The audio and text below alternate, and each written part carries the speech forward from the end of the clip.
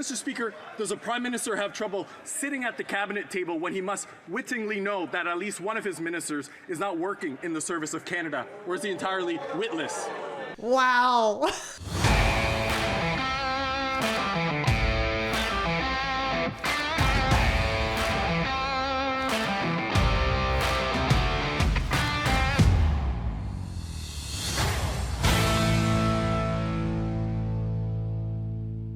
We're back to Wednesday question period where Pierre Poilievre and Justin Trudeau were trading barbs as usual. However, it was independent member of Parliament Kevin Vuong who got the last laugh on Trudeau, and he was so angry with Vuong's question that he refused to answer. Let's take a look. Mr. Speaker, Canada makes everyone a promise. It's a very simple deal. You work hard, you get decent food, and a good home in a safe neighborhood. Doesn't matter where you come from, you work hard, that's what you get. But that promise, like everything else, is broken after 9 years of this NDP Liberal Prime Minister. He's doubled housing costs. That's why I came forward with a now widely celebrated idea to axe the GST sales tax on new homes, saving up to $50,000 on the cost of a new home. Will he accept my common sense plan to axe the tax and build the homes? The Right Honourable Prime Minister. Mr. Speaker, the only thing that the Conservative leader is offering at a time where Canadians need support is cuts. He's proposing to cut billions of dollars of investments in housing across the country to increase densification, to cut red tape, to accelerate the construction of homes and apartments that Canadians need. He's offering cuts. He's offering austerity. He's saying everything is broken, and then he's thinking that cuts to services and programs and investments is what's going to help Canadians. That's not responsible leadership, Mr. Speaker. The Honourable Leader of the Opposition. Apparently, Trudeau thinks responsible leadership is to just spend with reckless abandon, everything gets worse, and then go, well, I guess we need to spend even more. Well, I was going to say it didn't take long for us to have to fact check them. So, all right. So Pierre is actually telling the truth. For those of you that may not know, the other day he actually held a press conference to announce that if he is to be elected Prime Minister, which unless something very strange happens, that's what's going to happen, he is going to cut the 5% GST on every new build in terms of a home that is under $1 million. And what that will do is effectively take $50,000 off of the price tag of a new home, which is huge. Now, building organizations across the country have lauded this as a very good initiative. Now, you may be questioning, okay, well, why would they be saying that? Well, here's the thing. When it comes to the GST, the builder doesn't get it. The government gets it. So the builders are looking at this as, well, people are going to be more incentivized to actually build homes, and the initial price of these homes is going to be cheaper because there's not going to be the GST on it, and that would incentivize other construction. So to the tune of, they actually estimate that it will incentivize an additional 30,000 homes per year to be built. So good news all around, all by just taking that money off. Now, the issue is okay, so that's revenue that's not coming into the government. So how are you going to, quote unquote, pay for that? Well, this is what Trudeau's talking about. And what Pierre has said is he's actually going to pay for it by cutting the housing accelerator, which is around $4 billion a year. And despite what the Liberals have said publicly and in question period, the housing accelerator doesn't build homes. And it hasn't built any homes so far. And the guy who's responsible for this, Sean Fraser, has even admitted it in committee. The Housing Accelerator Fund doesn't go toward the cost of building houses. It goes towards incentivizing changes at municipal levels. So it doesn't actually lead to the construction of specific homes. So the question is, well then, why the heck are you actually sending billions of dollars to municipalities if it doesn't actually contribute to building homes? And this is the whole thing that Pierre's talking about. It builds bureaucracy and not homes.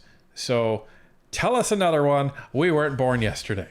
proposes to cut bureaucracy and taxes, Mr. Speaker. Let's axe the sales tax on new homes, saving up to 50 grand on a new home. That's a savings of almost $2,700 per year in lower mortgage payments. By contrast, the Prime Minister offers a multi-billion-dollar housing bureaucracy in Ottawa that his own housing minister admits doesn't build homes. Wow. So why won't he listen to his own housing minister and accept my common sense plan to axe the tax and build the homes? Yeah. The Right Honourable Prime Minister. Mr. Speaker, one of the most fundamental responsibilities of any Canadian Prime Minister is the safety of Canadians. Unfortunately, the Leader of the Opposition has failed at his responsibility to keep his own MPs safe from foreign interference. So I have asked the security services to figure out a way to give some information to the Leader of the Opposition so that he can actually fulfill his responsibility of protecting Canadians, including those within his own caucus. It would be easier if he got a security clearance, but I've asked them to give him some information nonetheless.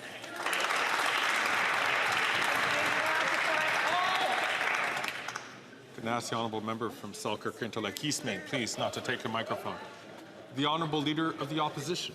Well, Trudeau, it's not Pierre's job to protect Canadians. He's the Leader of the official opposition. His current job is to hold the government to account. When he becomes Prime Minister, then his job will be to protect Canadians. You know, like your current job. So why aren't you telling Canadians who's on that list? Well, and it's interesting that Justin Trudeau, like always, chooses the questions he does and doesn't want to answer. So rather than actually address a valid point and a very good suggestion and policy from Pierre that, might I add, even liberal commentators on the political shows have said, this is a really good idea, Trudeau has to take the contrary position to it because, you know, it came from the big bad conservatives, the big bad racist, misogynist, homophobic conservatives. They can't be right on anything. So therefore, I'm going to talk about national security, you know, about the 11 MPs, the same 11 MPs that we found out 4 of them are liberals. Thanks, Jagmeet. No, but 4 of them are liberals.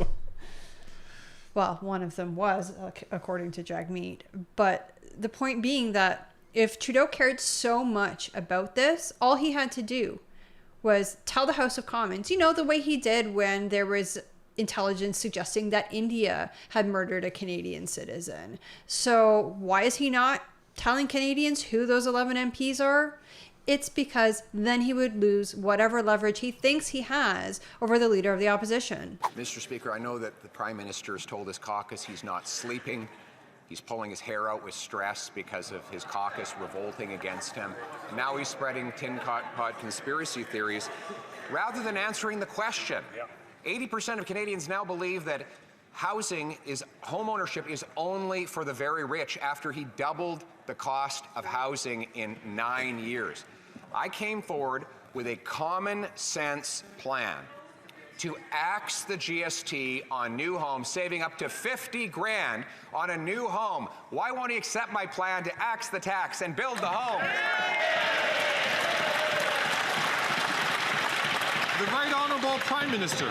He just put forward a plan to cut billions of dollars of investment in housing across the country. But, Mr. Speaker, in regards to issues of national security, it is extraordinarily difficult to see a leader of the Conservative Party refuse to get the necessary security briefings that would allow him to protect his own MPs and indeed protect our Canadian democracy. So I have asked the security services to figure out a way to share some information, perhaps even some names, with the leader of the Conservative Party so that he can take action and protect his members.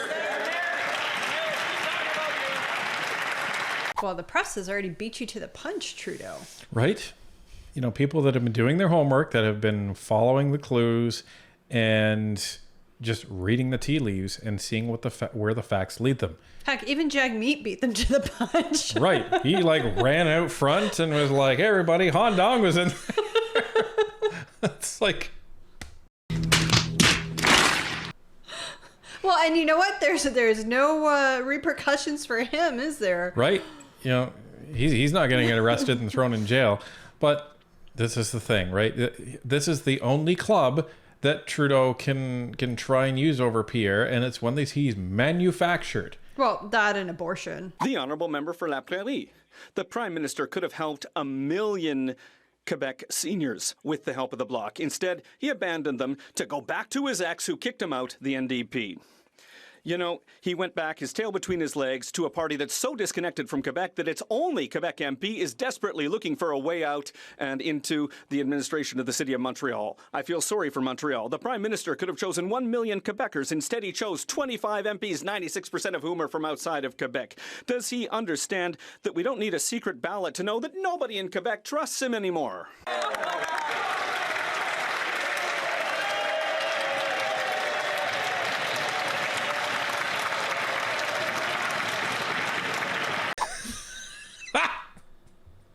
Okay, you know the Bloc has made a good point when the Conservative caucus stands up to apply.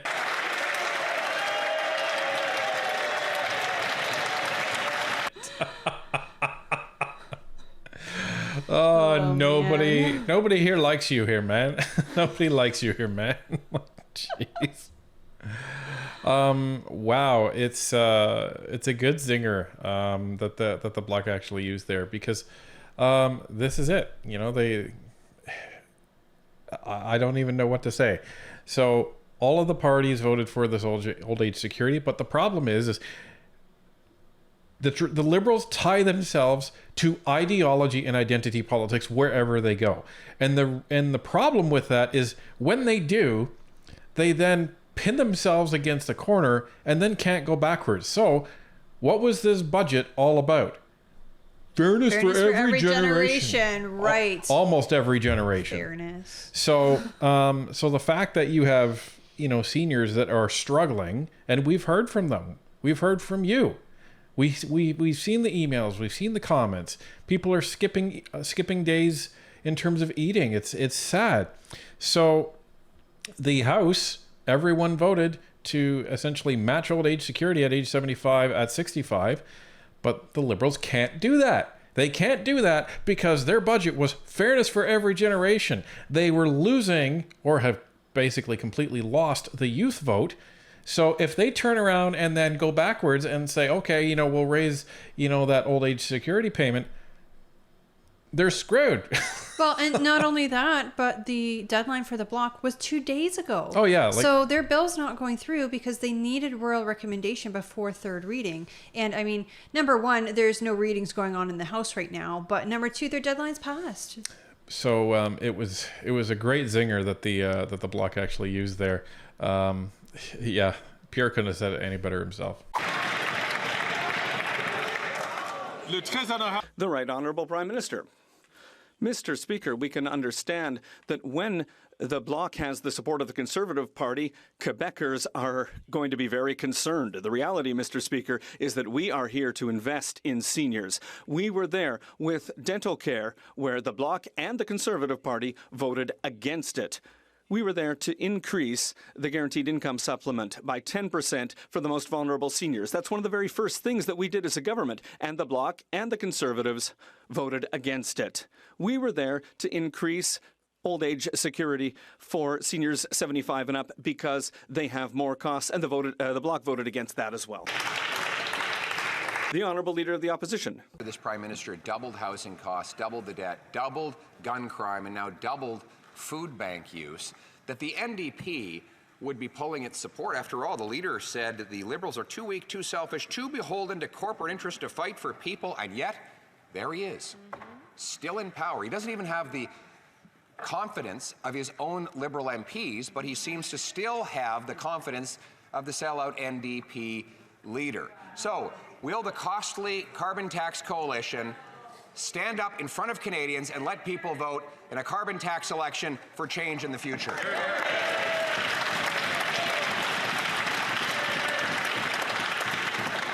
I ask members to be very judicious in their choice of words regarding specific members. The Right Honourable Prime Minister. Mr. Speaker, watchers of Canadian politics will remember that last year, the Conservative Party got up pretty much every time they could to talk about national security, to talk about it in a partisan way, but to talk about it every chance they could get. And now that we have offered the Leader of the Opposition a security clearance so that he can be fully informed on national security, all that they've been able to say is political attacks and asking questions of other parties. Why has the Leader of the Opposition chosen to not get a security clearance when the safety of his own MPs is in the balance?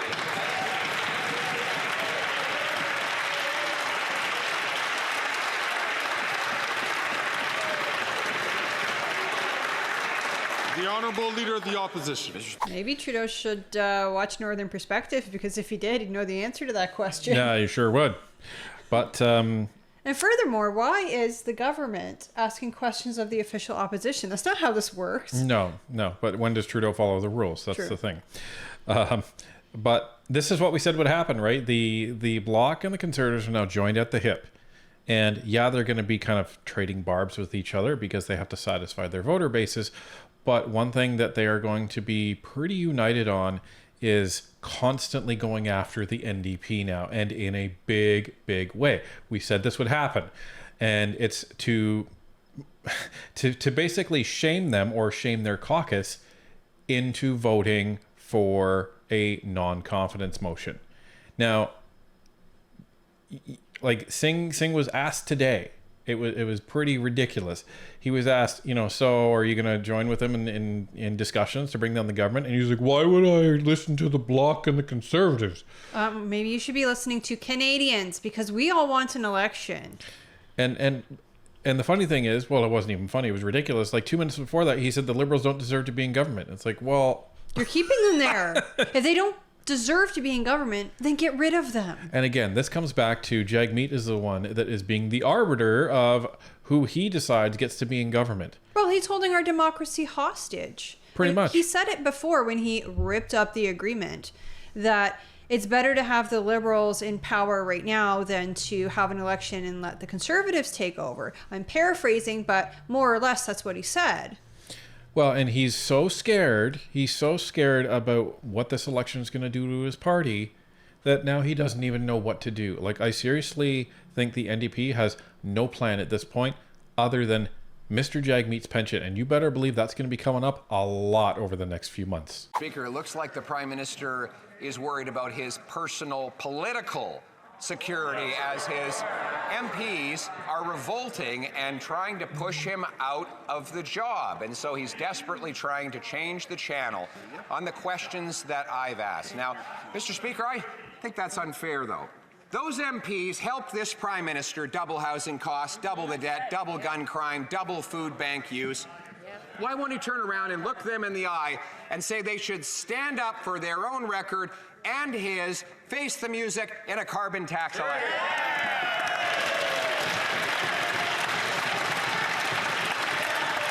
The Right Honourable Prime Minister. Don't worry, we're not going to let Trudeau respond to that because we already know what he's going to say. He's going to talk about national security and Pierre not getting it. So anyway, and this is how basically things went through a question period where Pierre started jabbing at the 24 MPs, and he even invited them to vote against Trudeau in a non-confidence vote, which I found very interesting. I found interesting that he actually kind of spoke to them that way, because as we heard earlier, the MPs were talking to the Conservatives in the back channels of Parliament, and Pierre ended up asking questions of Trudeau that they were asking of Pierre.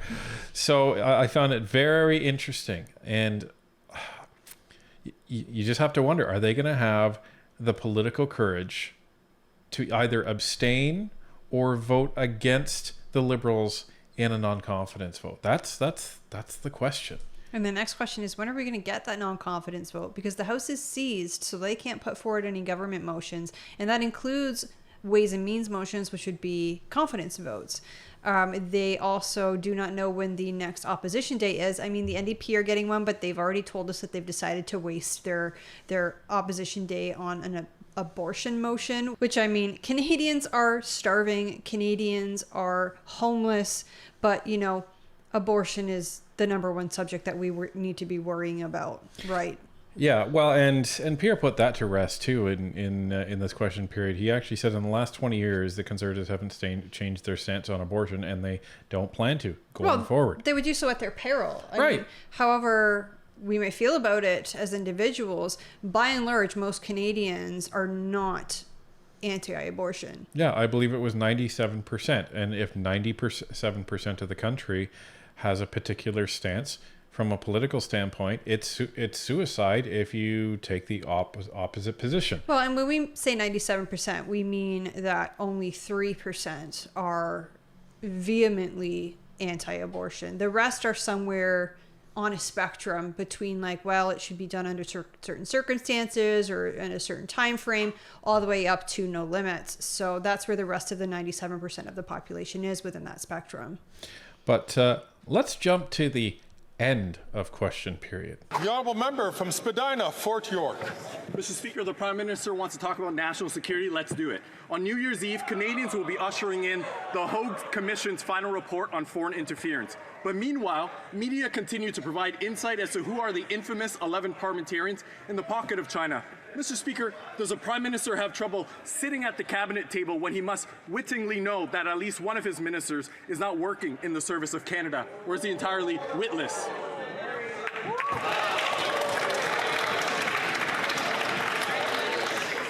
Wow. You know, we had the privilege of interviewing Kevin Vuong this morning, which is Wednesday morning, and you'll see this interview tomorrow, which is Thursday morning. And he had told us that he was going to be speaking in question period, both in the statements at the very beginning, and also he had the last question at the end. We weren't expecting this. This was phenomenal. You have to see Trudeau's reply.